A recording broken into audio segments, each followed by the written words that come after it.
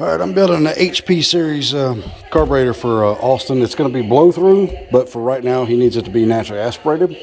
So I'm modifying the metering blocks and stuff. I've got two sets of metering blocks. Naturally aspirated metering blocks, and I've got boost metering blocks. Yeah, this is for his LS. Just cleaning everything up and putting it together. Nitro-fill floats. So you got to have these for boost. So I'm going to go ahead and put them in right there.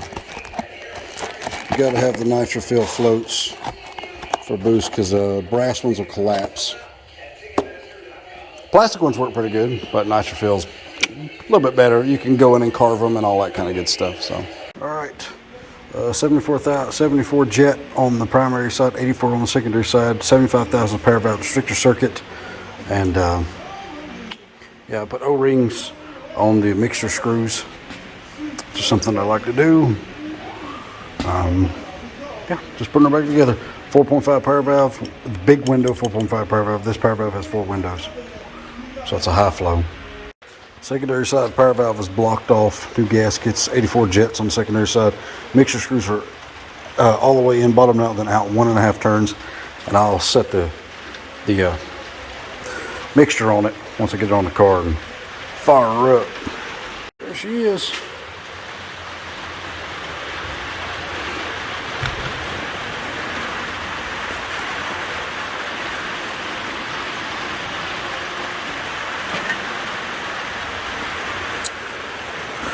Um, 74 primary, 4.5 power valve, 75,000 power valve restrictor circuit, 84 secondary side power valve circuit blocked off. These vent tubes are turned to face forward. Whenever you get ready to go get boosted, whenever you're ready to boost this thing, I'll change the orientation of these, and we'll do a couple changes to the metering blocks and the high-speed air bleeds and the power valve restrictor circuit. There she is. She should be ready to go. Slap it on and fire it up. Alright, I got his carburetor, throw it on the Camaro, and checked it for leaks, no leaks. Now I'm going to fire it up and put a bass tune in it.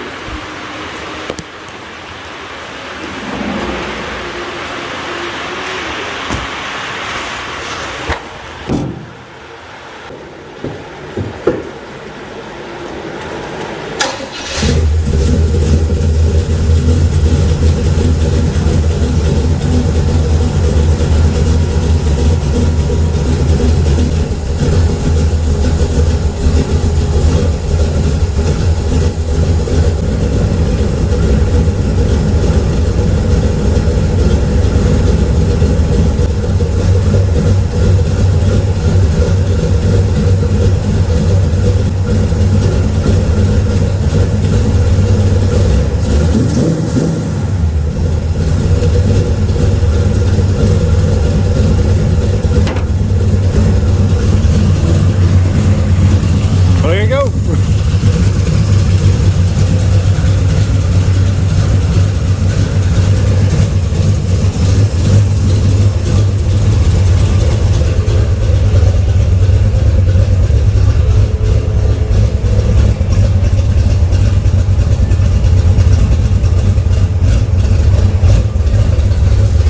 It's so funny, that engine wants a carburetor about like that, like a 750 or a little bit bigger.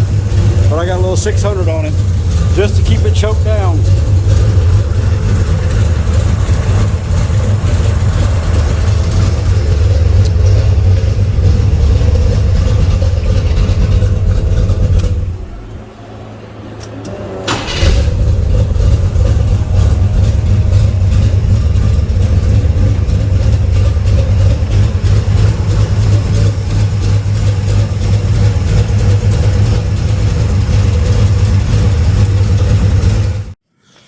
All right, me and Carl come out here to Austin's. This is his LS, and building this 750 for this thing. He had that Dominator on it, and that thing was just way too much carburetor. But this is probably the rowdiest sound of LS I think I've ever heard. I don't know if you people can hear it through the camera, the way that it sounds, but it sounds like a really, really crazy built small block, and it's impressive. It's quite impressive. He's thinking about going to a different intake and stuff. He bought all this stuff with the 4500, But he's thinking about going back to the 4150 and turning it and everything else. But for that much plenum volume, I can't believe, like, we literally had the blow through carb hat on it, and you could stick your hand, it would suck your hand and almost kill the engine. Like, everything sucked like a vacuum cleaner. Very healthy engine. I mean, the ring seal's good, everything's good on it.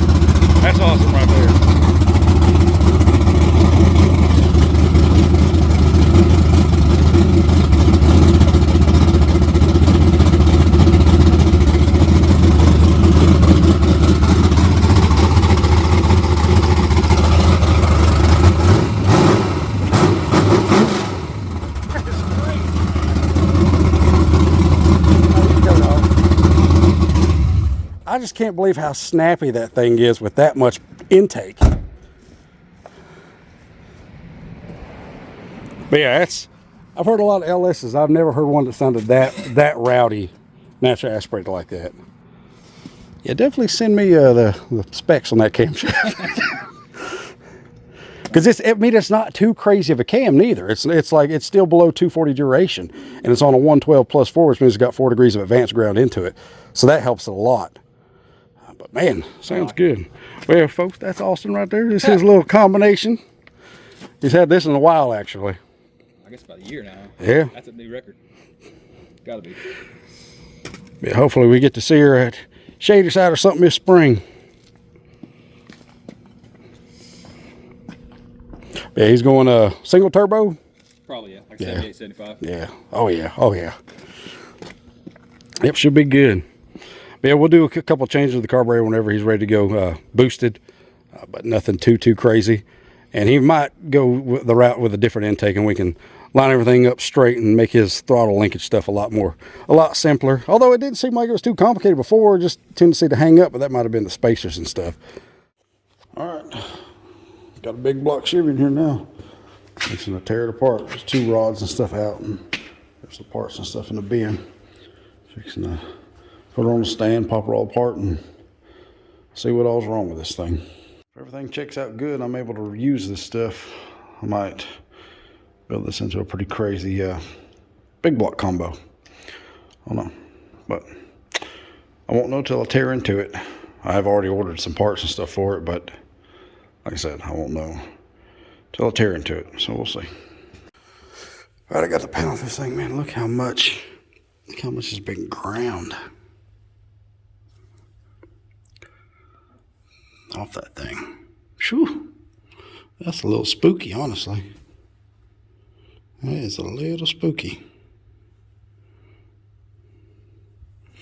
Man, I'm sure they did that to balance it.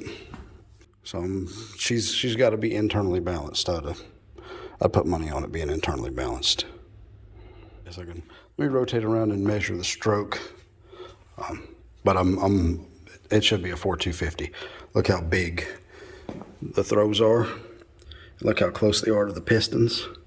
Like I had an idea to do a different piston combination, piston and rod combo, but I can't go any shorter on a rod. I definitely got to go longer if I do anything. Wow. That totally threw me for a loop because I done ordered parts. All right, well, I got the rods out, and none of the rod bearings was spun. Beat up, but not spun. So whoever had this thing probably run the guts out of it. Probably run it without a filter on the carburetor as well, because there's a lot of crud got into the oil, past the rings, and beat up the cylinders. All right, crank looks all right. It's probably gonna need a polish. Here's a couple of journals. It's had some pretty serious crap, like that one right there. Pretty serious crap run through it. And then this journal, you can see on the bearing that they kind of, this crank is flexed. Crank is flexed, so the crank might be a little bent, one or the other.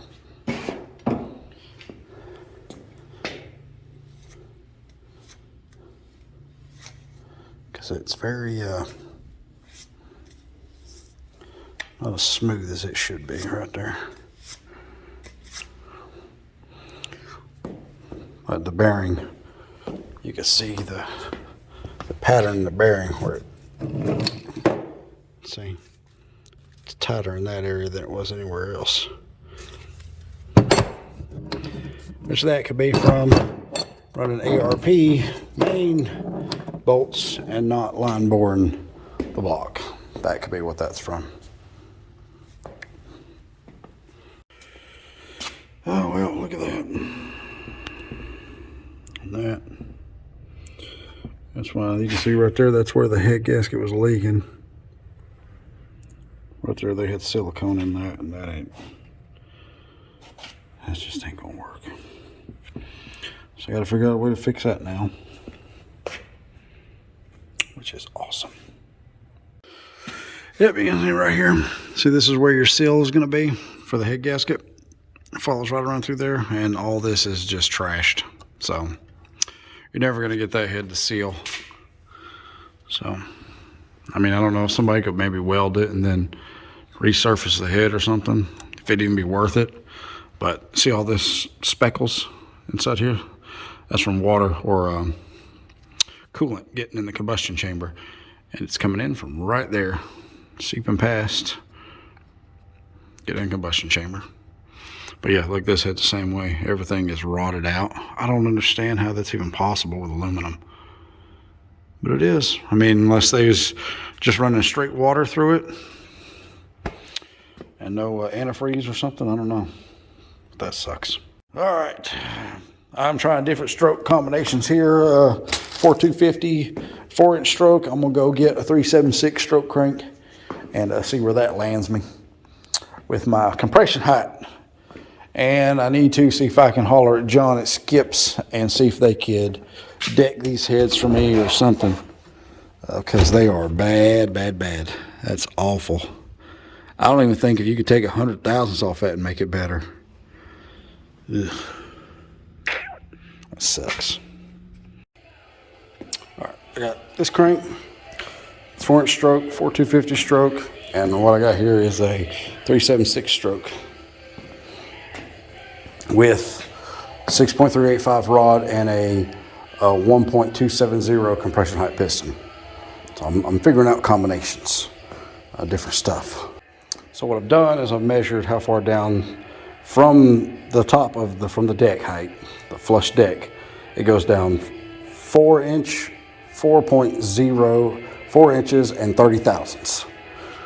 But when it comes back up, it doesn't come all the way flush. So that's what I'm figuring now, how far in the bore this thing actually is. See, I know people are gonna be like, oh my God, what are you doing? Right there. Right there we go. People are like, what are you doing? I did this with the 406 over there. I may not even show anybody this stuff because people's just gonna argue. But I'm going short stroke, big bore, low compression, lots of boost, and a big block.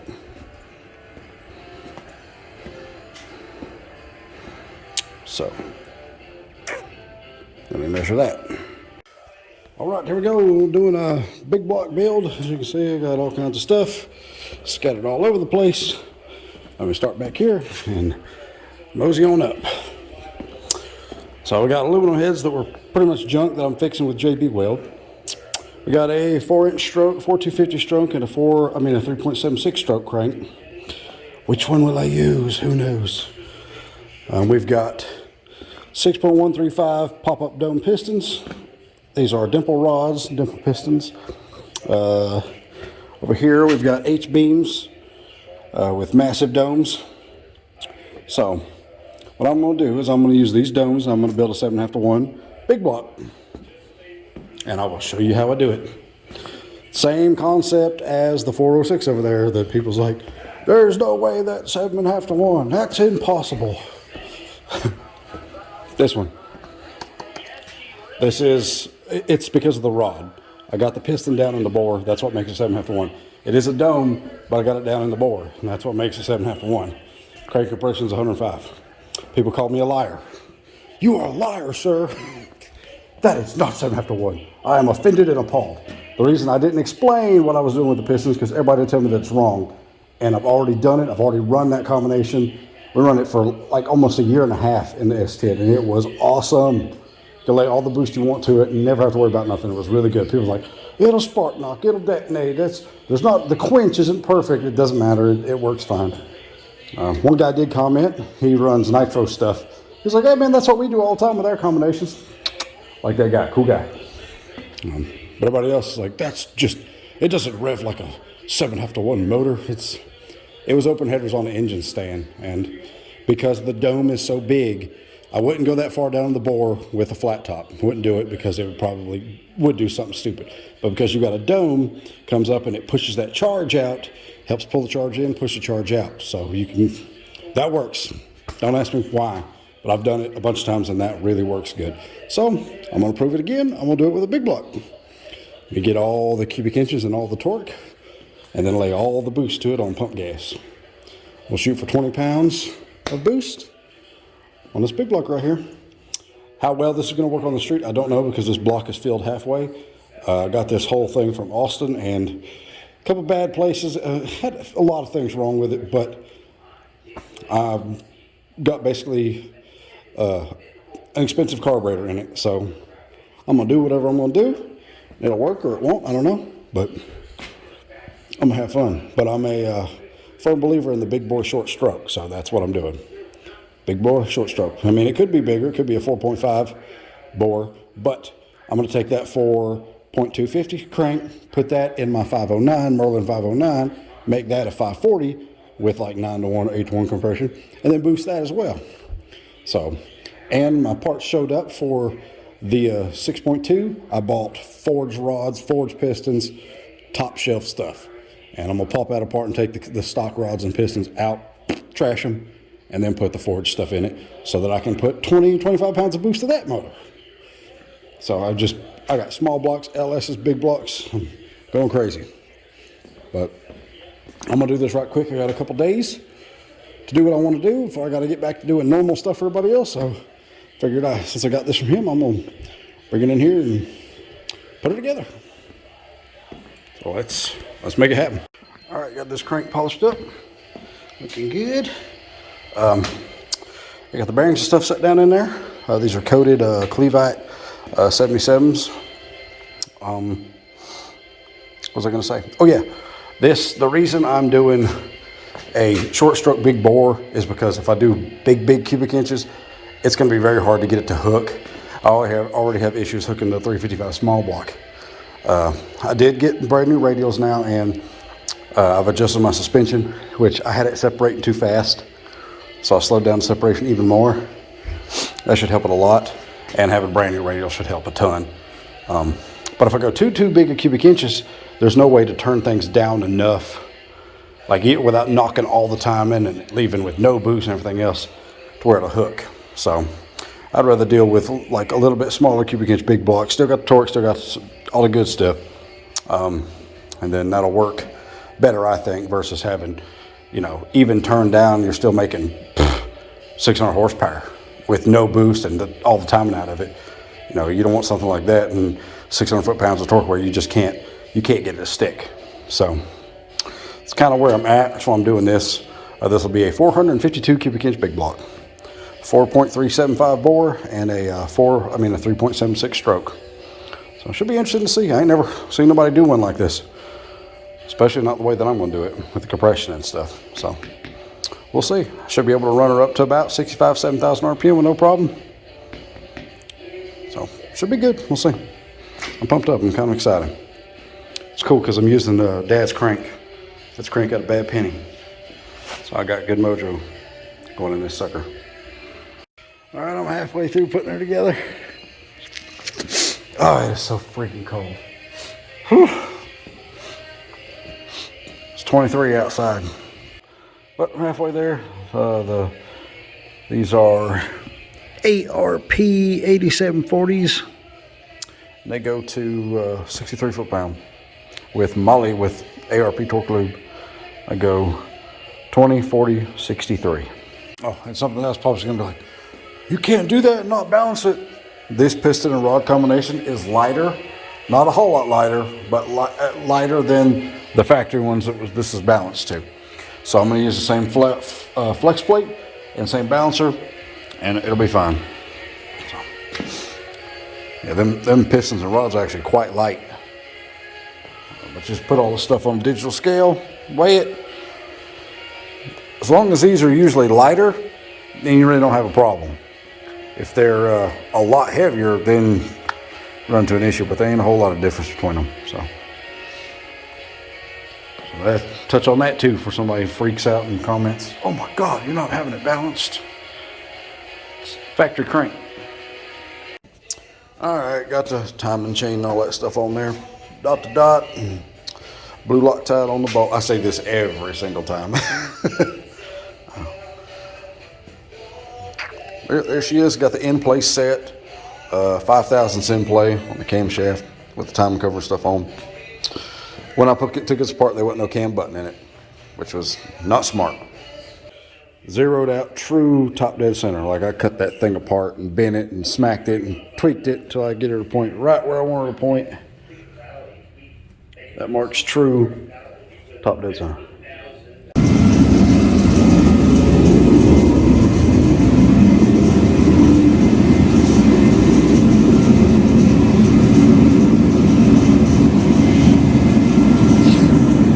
Dad's sick, and he went out Memos to take some stuff because nobody else will do nothing. He's feeling a little bit better, but he's still sick. But he's like, man, it's so cold. I'm gonna bring you this heater. And sure enough, he did. Man, Dad's the best. There ain't nothing like him. He is absolutely the coolest. He's like, man, it's cold. I'm gonna bring you some heat. Look at this. Look. See that? This thing's been running for like maybe a minute. Look, it's already. That is crazy how warm it is in here. That is nuts. Look, it went up. It's 55 degrees now. Yeah, what I was saying is Dad come by and brought me this heater, and man, that sucker, it warmed up fast. It was 32 degrees in here, 34 degrees in here, and it was at 60 when I cut it off. It's at 55, 53 now. So, man, that's crazy how well that works. I only run it for 5 minutes. So, cool. I just got used to being cold. Dad's like, man, being cold's stupid. Here, I'll bring you this thing. Because he was out taking stuff to Mammo. And we used to use that out there in the tent. Works good. But Dad's all wound up on this motor. He's like, man, this is going to be so good. Because he knows how good the 406 was.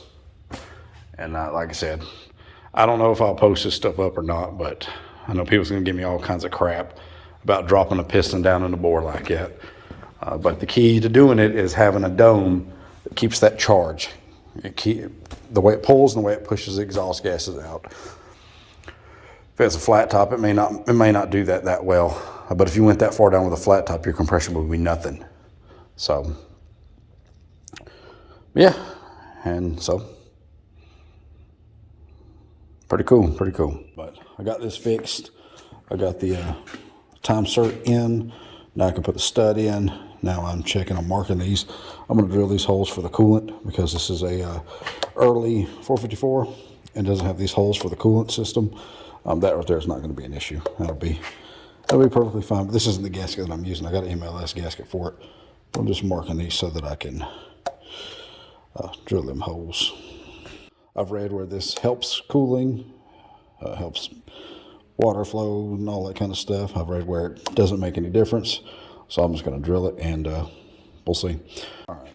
Anyway, like I said, I had to order these gaskets special because this bore being a 4375, I went with a 4380 gasket because there's a couple bad places. And I don't know, hopefully these seal and do good. I'm going to copper spray them. Cross your fingers and hope for the best. I mean, it's not going to be perfect. There's no way to make it perfect. These heads are just trash. I mean, that's all there is to it. They're just garbage. I really am about tempted to just put a 781 big block head on this thing. Cast iron. I mean, the weight's going to suck. I mean, you can't feel them with your finger. They don't catch with your finger now. I'm going to see where I JB welded. Had to repair. JB weld, repair. JB weld, repair. Feels good. It might seal fine. I don't know.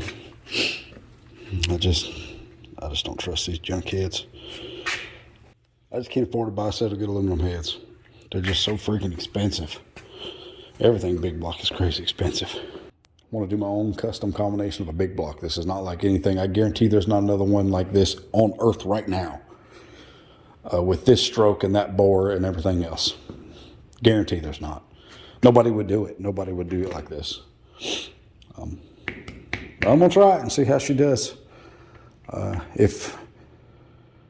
not claiming to be no engine building guru or anything like that, but the volumetric efficiency of a short stroke big bore engine is a proven thing. Like the rear Morrison engines and stuff back in the old days. That's what they did. Short stroke, big bore, the volumetric efficiency. Your piston spends less time at top dead center. The velocity of the piston coming up and down, the short stroke, it breathes. They breathe so good. If you take an engine that breathes really, really well and then you add boost to it, oh, you talk about a monster. They're killed. That's why the LS works. The LS breathes fantastic. You know, I have to look back at my paperwork. I think it's going to be 7.5 to 1 or 8 to 1 compression. And I'll be able to run all the boost I want on pump gas. The key is to get to 14.5 PSI. If you can get to 14.5 PSI, you've created another atmosphere. And then you double the base horsepower. So any combination you put together, if you're going to do pump gas, build it to where you can get it to 15 pounds of boost, and it will be nasty. And what's cool about a low compression motor with boost, it's not like a high compression motor where you got 5 pounds of boost, whatever else. The low compression motors feel like you flip on a switch. You're driving along, you know, you're in the throttle, and they're like, man, this runs pretty good. And then the boost comes in, and it's literally like a switch, goes from no power to all the power. And it's so much fun. They feel great. It is an old school way of thinking. It is an old school way of building stuff. But if you look at the nitro cars, they're low compression with lots of boost. So, but they don't got to drive on the street. That's another thing. If you got one street drive type car, you know, a drag and drive deal or whatever else, you want to get the compression up a little bit because then the car's more efficient. It gets in the boost a little bit faster. It's just all around better driving vehicle. And I drive my stuff on the street, but I don't daily it. I mean, I used to. I don't do that no more. All right, threw some copper coat on the MLS gaskets. I know you probably don't need this, but as crappy as them head surfaces are, I'm doing it. Whatever helps my chances of this pile sealing up, I'm going to do. So, let's see what time is it. All right, cool. 7:05. Car got me that. Slow down, because I'm always rushing, man. Always in such a hurry to get stuff done, and there's a song that says, I'm in a hurry to get things done, or rush until life's no fun. Yeah, that's me. That's how I am. I'm always rushing on to the next thing, and I never slow down and just enjoy the moment. So I'm trying my best to start doing that more and more. Like hanging out with Dad, hanging out with Casey, and doing the things that we do, and just instead of trying to rush on to the next thing, just enjoy what's going on and at the time it's going on. So I told her, I was like, man, I'd like to have a pocket watch that said slow down. She got me one. It says, slow down. I love you on there. But anytime I look at the clock, which it's small, it's a tiny little watch. But it's cheap, so pretty cool. Thought that was cool. But anyway, yeah, I'm always in a hurry to go on to the next thing, on to the next thing, on to the next thing. Nothing ever really satisfies me. Nothing's ever good enough. Just want more and more and better, and it's a sickness I have. But that kind of reminds me every time I look at it, you know, like Dad says, tick-tock, the clock don't stop. You gotta slow down and enjoy yourself now and again, because life is short. Hopefully not too short, but you never know what's around the corner, so gotta enjoy it. Stop and smell the roses every now and again. Or smell the big blocks or turbos. So, anybody out there need an intake gasket from Advanced Auto Parts? There you go. Right there. This is probably a better gasket than the Comedic or whatever else would have been. So I'm going to pop this package open real gingerly like and slap it on there and see if she clears. Then I can go on about what I was planning to do the rest of the day anyhow. I'll just be doing it tonight when it's a whole lot colder. But it's about a perfect fit. Nice. So there you go, 90005 for a Pro Crap aluminum head. Rec port, they work. This is a 115cc combustion chamber, 235cc runner intake. So anybody out there, you need a gasket, this is the cheapest one you can get. It's a good gasket from Advanced. Did my oil returns. That way I can thread, see this right here. I can either do a barb if I want to. I need to thread a barb in it.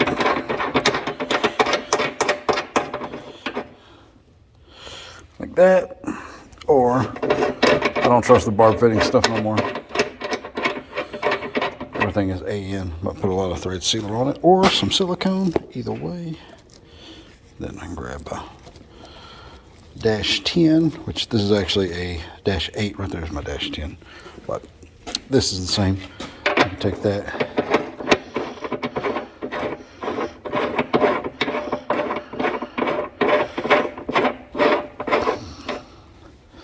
thread that in and tighten her down with some silicone around it, and boom, there's my oil returns. I got them on each side so I can cap them, or I can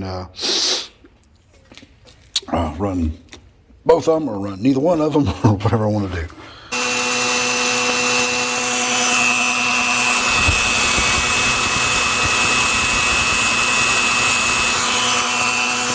This thing only turns maybe 400, 500 RPM.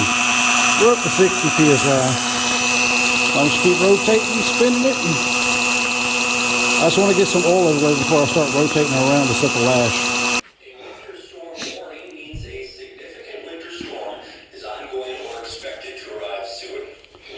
Wonderful. Oh, God, I believe it is so cold. Ugh.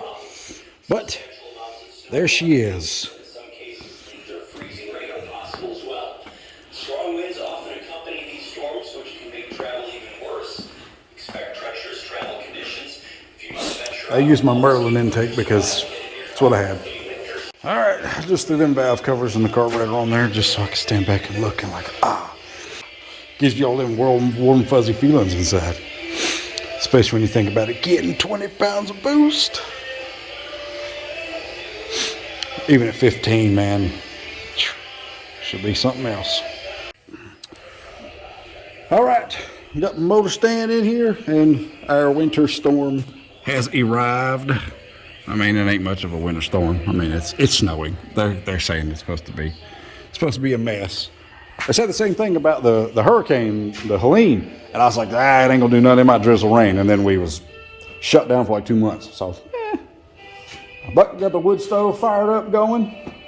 So if the power does go out, but hopefully the power don't go out because I got no electricities over here. But I've done it before. I'll work in the dark. Don't want to, but I will. And I'll pick her up and set her on the engine run stand. Got to pick it up, put the flywheel, flex plate and all that on it, and probably bolt the starter and stuff up while I got it up, and drop her on the run stand, and I mean, got some fuel for it. So I think it'll be awesome to do a big block fire up during the snow. So we'll see. Hopefully everything works out.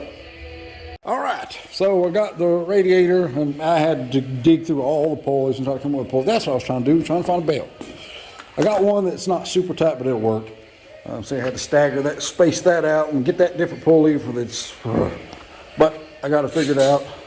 Oh my God, that phone, it's just all day, every day, it never quits.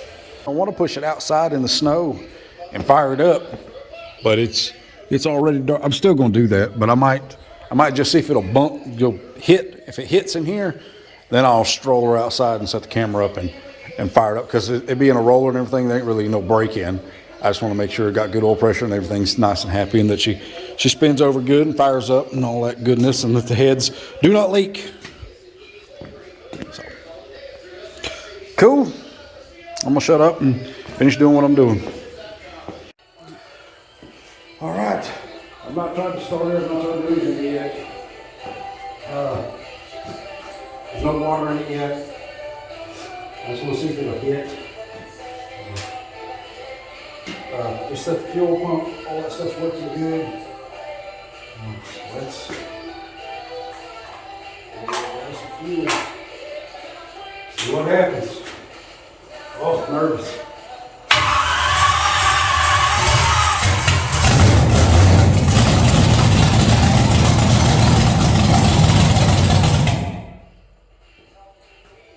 Have to give her some more time. Many guys with EP, and it has never been more convenient to treat than it is right now, thanks to him. It really wasn't easy before. You had to take time out of your day, come to a physical office.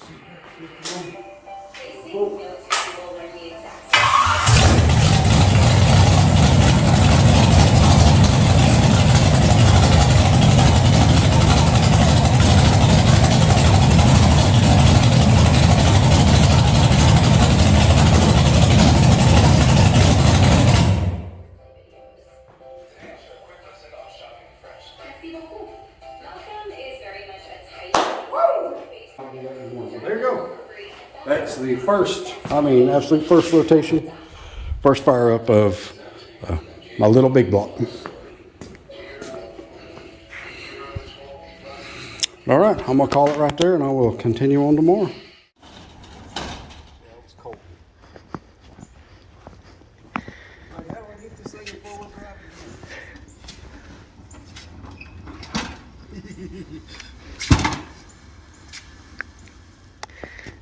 Getting her back in is probably going to be a little bit of a chore. Didn't think about that.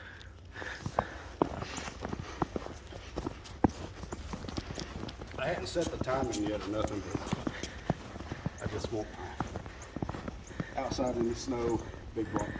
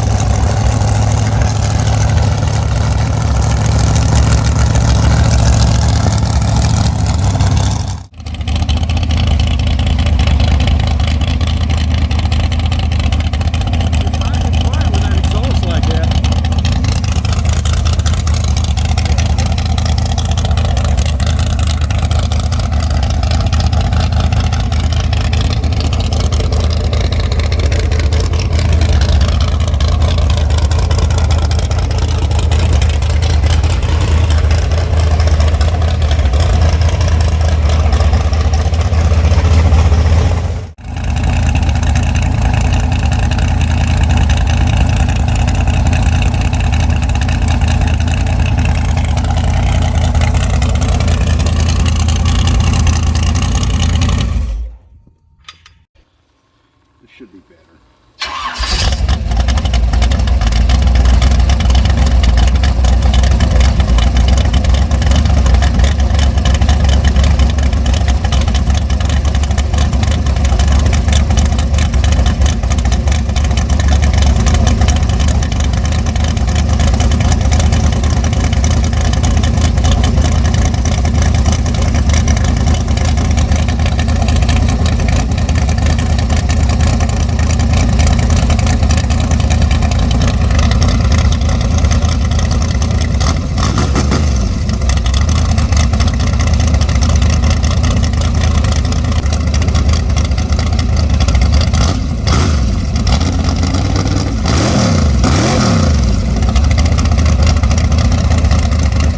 That's 6,000 RPM.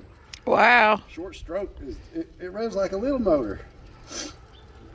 That carburetor's a little small for it. It's 18 degrees outside, and wheeled out my little big block, fired her up in the snow, give her a couple little revs. So funny, that thing goes to 6,000 RPM, just like, pew, pew. Definitely sounds like a small cam with too big of heads, but it's built for boost. Boost pressure will change the entire behavior of that engine. But it should be pretty good. She sounds a little soggy, but that carburetor is not built for that combo. It needs a much bigger carburetor with much bigger pump shot. You can hear it's super lean. It's like bah, bah, bah. But yeah, can't believe how quiet it is with that exhaust. It's wild. Well, that's a wrap. There's another storm and another engine put together. All right, my phone. It's about 8 o'clock, and I figured it out. So what I made is an extension. See right there, I was just plasma cutting the hole out of that one. See, this goes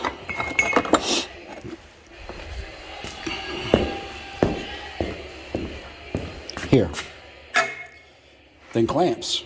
Then it extends out, which pushes the turbo out to right here.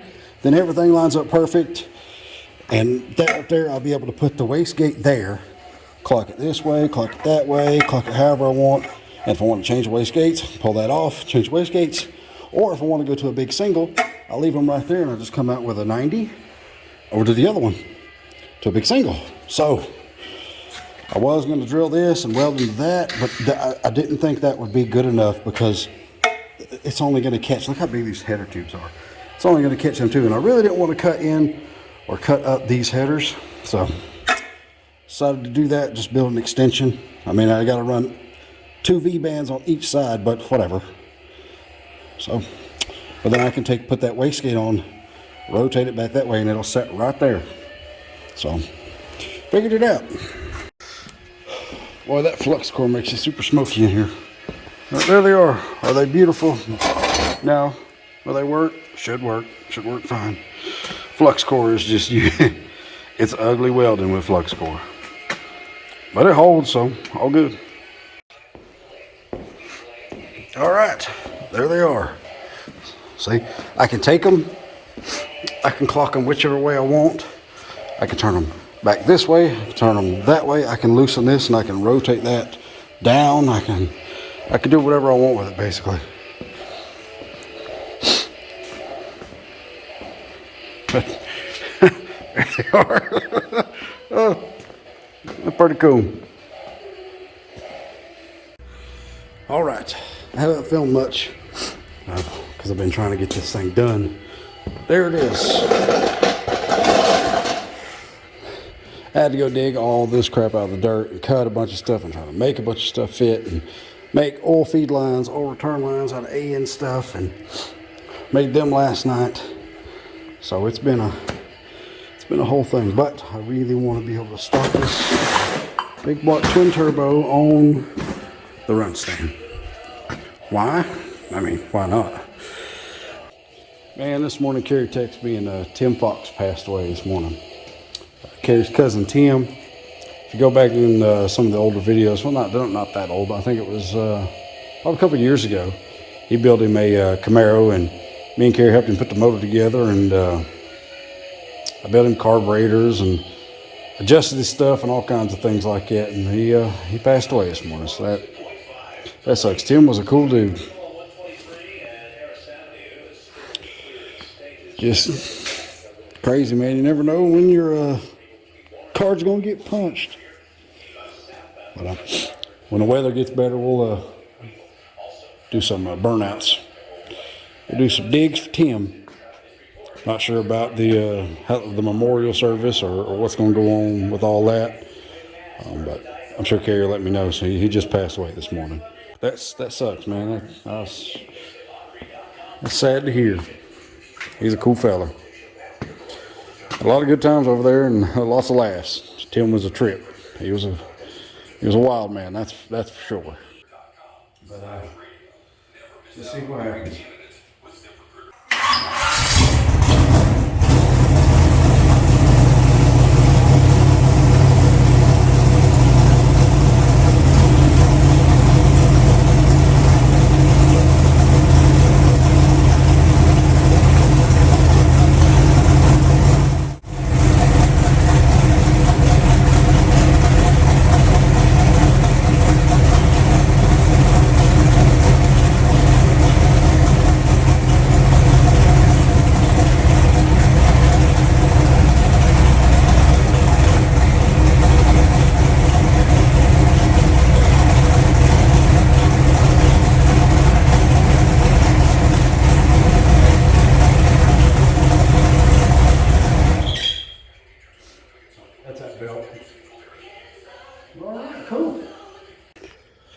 All right.